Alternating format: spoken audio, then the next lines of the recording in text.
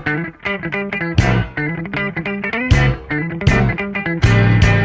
to my channel. My name is Brianna, or you can call me Bri, and today I'm going to show you all the books that I read in the month of March.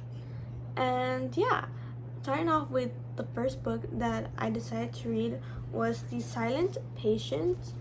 I decided to read The Silent Patient because I was good at this, and yeah, I felt like the person who chose this book for me, because it was a Secret Santa gift, probably felt like I needed to read some nice thriller vibes. And my thoughts on the book so far was that it is about a psychotherapist, which is very interesting because like I'm not used to reading thriller books in general, so it's really quite something different in my book like taste book reading that I've read. And it's about a psychotherapist learning about a patient. They kind of become quite obsessed with this patient, and I was very confused on why like they would go back and forth during their storyline. So I'm not sure how some people feel about reading that. I didn't mind because like I liked how it wasn't difficult to go back and forth about what they were talking about. And I wasn't quite hooked on this book. Like I didn't really get hooked honestly till the end. I don't know, because it was the writing or what it was. And I kind of realized that like the author was a male, so I noticed that I'm not used to male writing because most of the books I read are romance books, and there's females who read the romance books, so I need to start reading more male books, male author books, to get used to the writing. But yeah, that was the only thing like on my part that like was different for me. But I really did enjoy this book. It was a 3 out of 5 stars because there were some details that the author would put in the book, and I felt like after finishing the book it wasn't quite like, it was irrelevant, but I guess she just did that to make you think like, oh, like this is happening and this is happening and this is happening. But I did like the ending and how like everything turned out towards the ending. So I do recommend you guys to read this because it is a very popular book to read. And yeah, I did enjoy it. Just wasn't my cup of tea, but I do want to try more of these thriller types of books. Finally, finishing the series, well, so far, because I've heard that there's another book coming out, which I did not know that this is what I think it's gonna be, like 16 books, or not sure. I'm thinking about another collection, but I just know that there's another book coming out, and I'm so excited to read the next book. Anyways, going back to A Court of Silver Flames by Sarah J. Maas. I took forever to finish reading the series, and I'm not sure it's because like of my book slump that I just didn't feel like I wanted to read such quite like, it's a big book, and I did, and I was honestly, at first I really disliked this book. It is on Nessa's point of view, so the whole book is about Nessa, which at first I hated Nessa. I hated her character, and she was just rebelling so much, and I just didn't like that. Like, I was like, why are you like this, Nessa? Like I understand why, but like, I don't know, I just didn't like her character in like the other books, and then I just felt like, why did they have to talk about her? Like, what is going on that's so important about Nessa? But always I realized what was going on and why she was so important, and I really enjoyed her character development throughout the book. It made sense on why she was the way she was, I also enjoyed the friends that she made throughout the series. It was really cute to see like girl power in the book. Like I really like that. Also, I really love Cassian. Like I'm not sure that's how you pronounce his name, Cassian, but that man, he is a simp for that girl, and sometimes I want a man like Cassian or Rystan. And I did like how they did talk about like her sister and Rystan and all the other courts. So there was a couple of that too, because I feel like I started off hating Nessa and I hated how it was mostly about her, but I'm glad that they did show some of like the outside of what was happening besides happening with her throughout the series, throughout the book. What I did wish more about was I feel like I didn't read anything about Elaine, but who knows, maybe the next book is gonna be about Elaine. I'm not quite sure. I don't know. I felt like I need more of Elaine. I need to know more about her because I do like her character in the series. But yeah, I gave this a 4 out of 5 stars. I really enjoyed reading A Court of Silver Flames, and I'm so excited to see the next book. But I feel accomplished because I finally finished my first Sarah J. Maas series, and I can't wait to read her Throne of Glass series, which is also it's a longer series. But yeah, one Sarah J. Maas book and series at a time. Then I decided to read a really popular book that people were talking about last year because the hardcover came out last year, which is the Emily Henry Happy Place. And I saw that the paperback came out, so I finally decided to read it because I am a paperback girly. I love paperbacks. Well, at the moment, because who knows, like maybe the hardcovers will grow on me.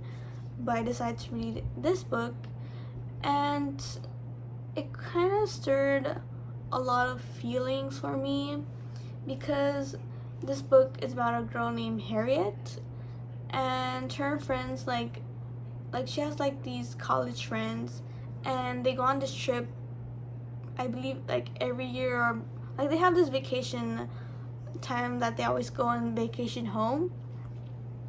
And like unfortunately that they were realizing that was going to be their last trip there, so they were just trying to make the best of it. And one of her friends is getting married, so like it's those bachelor vibes going on. And for Harriet, she has to pretend that she is still engaged and getting married to her ex-fiance. And like for me, it was difficult to read because like I could feel her pain of having to pretend. Well, I mean, I've never pretended to still be going out with a ex of mine, but it just felt like so universal, and I understood like if I were in that situation, how it would feel, like all the heartbreak. She does explain like how heartbreak felt to her, and like how can like this person like leave me and not feeling good enough. And like girl, like I felt that. I really felt touched emotionally by like what she was feeling, which is surprising because I read other Emily Henry books and I didn't quite feel like that. So yeah, this is definitely like one of her top books, as I can tell you. I did enjoy seeing how like I was going back to the relationship. I was so angry at the same time, like how could Emily Henry do this to me? Like she is like forcing this girl to pretend she's still in a relationship she isn't, and it was just like hurting me like if I was Harry at the same time, which is so crazy to think, but that's what like getting into the book world makes you think. And yeah, so I was just very like what the heck, especially about like the ending, like like I wasn't satisfied at the same time, but I was. But it's just a book, like, you know what I mean? Like, there's nothing I can do. Like, these are not real characters, but like this stuff does happen in real life.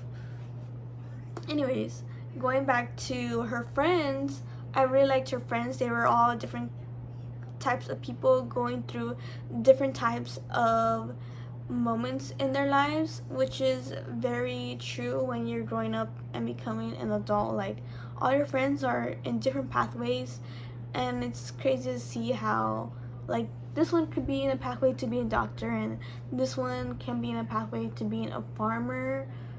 I really like that because I do relate to, like, how not everyone is in their same path, and some people are getting married, some people are having kids.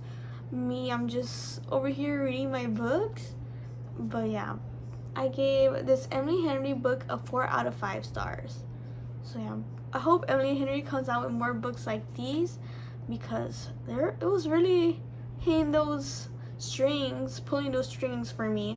Then I decided to read my first Ali Hazelwood book, which is quite interesting because Ali Hazelwood books are very popular in, like, the book world. I have not touched any of her single books, but I've had read and heard other people say that this is her best book from all the books that she's read, and it shows more like of her progress of her writing, which I'm glad I started off with the best book, because maybe I wouldn't like the other books.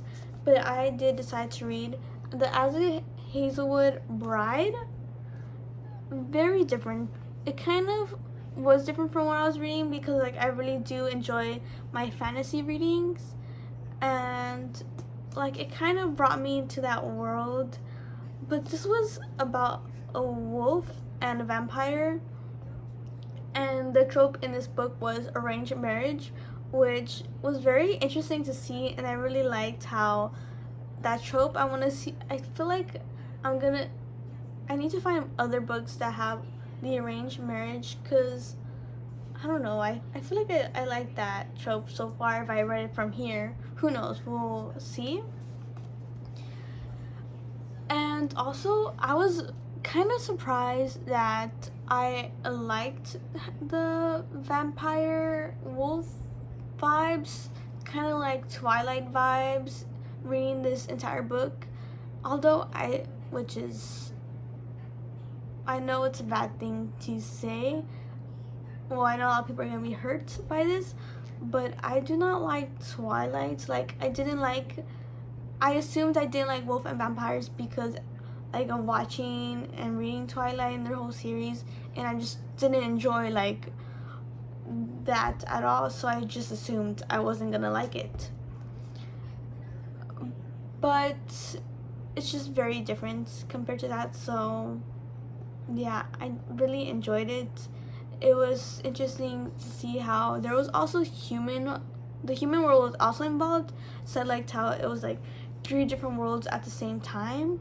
I was kind of thinking, like, oh, like, what if this happened in real life, like, and this is how we will act.